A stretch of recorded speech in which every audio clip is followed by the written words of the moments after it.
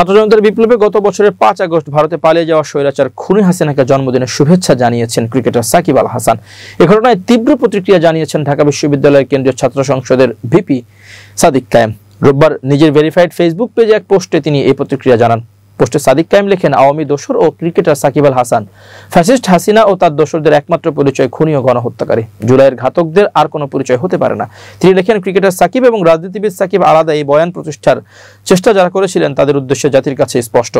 একইভাবে বিভিন্ন পেশার গণহত্যাকারীদের তথাকথিত বুদ্ধিজীবী, সাংবাদিক, পেশাজীবী, রাজনীতিবিদ, কূটনীতিক নানা পরিচয় দিয়ে নরমালাইজ এবং পুনর্বাসনের চেষ্টা করা হয়েছে।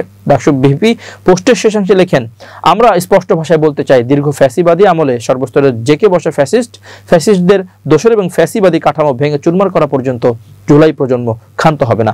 এর আগে রোববার রাতে নিজের ভেরিফাইড ফেসবুক পেজে হাসিনার সঙ্গে তোলা একটি ছবি শেয়ার করে ক্যাপশনে সাকিব আল হাসান লেখেন, শুভ জন্মদিন আপা।